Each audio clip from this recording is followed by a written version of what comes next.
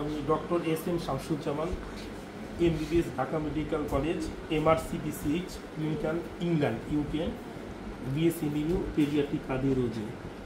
আচ্ছা, একটা বাচ্চাকে কীভাবে পরীক্ষা করতে হয়, হ্যাঁ, A to Z আমি আজকে বাবুটাকে পরীক্ষা করব। প্রথমে হচ্ছে ইনস্পেকশন করে বাবুর কোনো গঠনগত অন্য কোনো কিছু সমস্যা আছে কিনা সেটা দেখব। মাথা, মুখ, ওরাল ক্যাভিটি, তারপরে চেস্ট অ্যাবডোমিনালিটি, অ্যাবডোমেন, পেট, এবং তার সাথে সাথে আমরা অ্যানাসটাও চেক করে নিব, ঠিক আছে। আর সবার আগে এক্সামিনেশন করতে হয় বাবুর রেসপিরেটরি সিস্টেম। কান্না করলে তখন আর বুঝতে পারবো না। কোনো চেস্ট ইনড্রয়িং, বাচ্চাদের শ্বাসকষ্টের লক্ষণ হচ্ছে যে নিঃশ্বাস নেওয়ার সময় বুক ভিতর দিকে ডেবে যাবে, বাচ্চা নীল হয়ে যেতে পারে, এবং নিঃশ্বাসটা নিউবর্নের ক্ষেত্রে 60 বা তার বেশি হবে। হার্টটা দেখব। বাবা দেখো, এটা খাও, তুমি হাত খাও। আচ্ছা আচ্ছা, বাইল্যাটারাল গুড এয়ার এন্ট্রি আছে।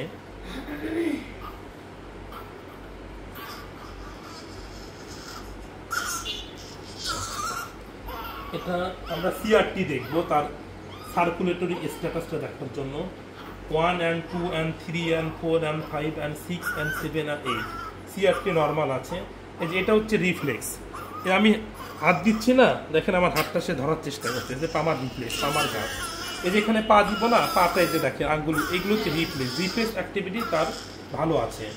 আমরা ওরাল ক্যাভিটিটা দেখব, টোনটা দেখব, টোনটা আলহামদুলিল্লাহ ভালো আছে, এবং তার কোনো সায়ানোসিস নাই। সায়ানোসিস আমরা দেখব কীভাবে, মেইনলি হাত এবং পায়ের পাতাটা আমরা দেখব। হাত এবং পায়ের পাতাটা দেখেন কত সুন্দর লাল আছে। যদি এটা নীল হতো বা কালো হতো তো আমরা ভয় পেতাম। আর বাচ্চা কান্না করছে, এটা খুবই ভালো লক্ষণ। কান্না না করলে আমি ইচ্ছে করে কান্না করাইতাম।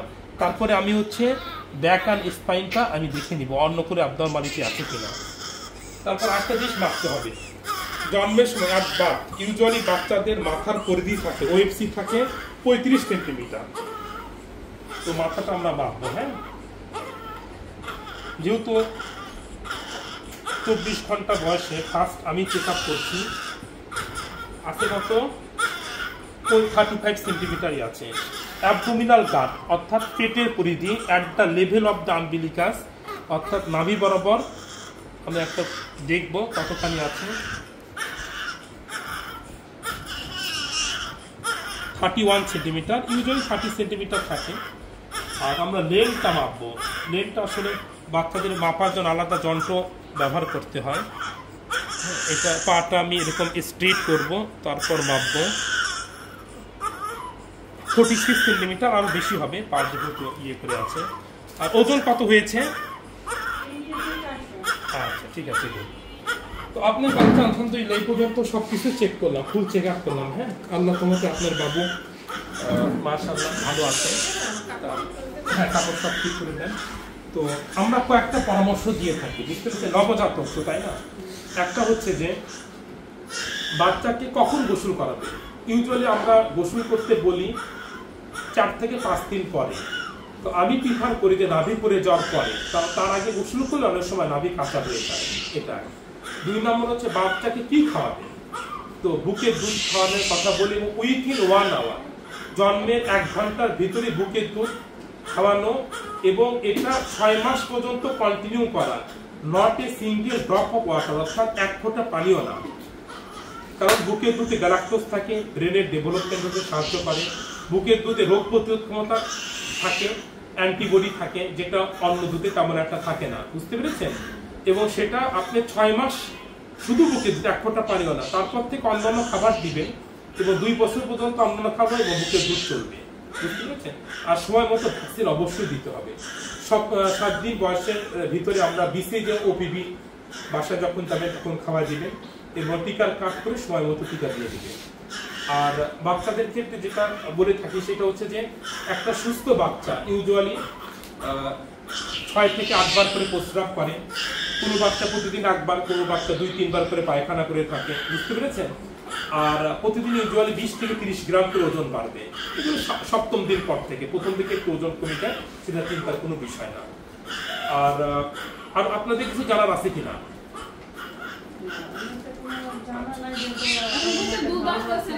বুকের দুধ কম হচ্ছে তাই না, এটা কনফার্ম না? আচ্ছা এই জন্য আচ্ছা বুকের দুধ মানে দুধের কম্পোনেন্টটা কি? মূল উপাদান হচ্ছে পানি।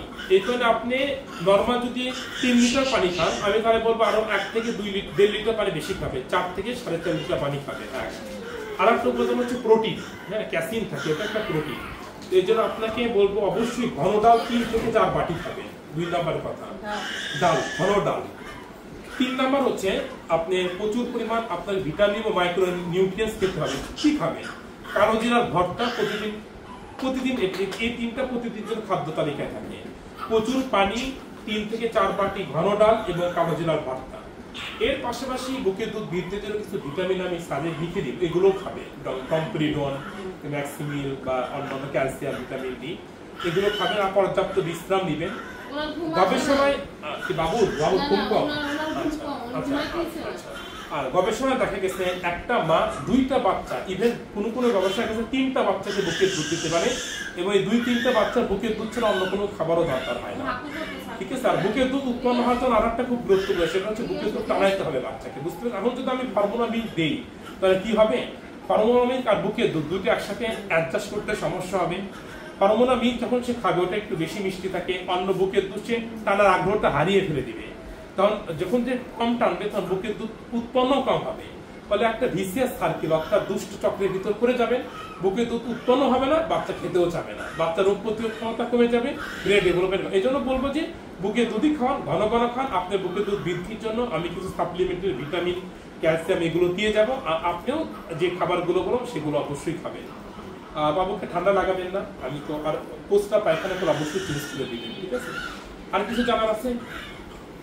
ঠিক আছে, আমার নাম্বার থাকবে, এটা আপনি অবশ্যই মানে ফলো করতে পারবেন, কন্ট্যাক্ট করতে পারবেন।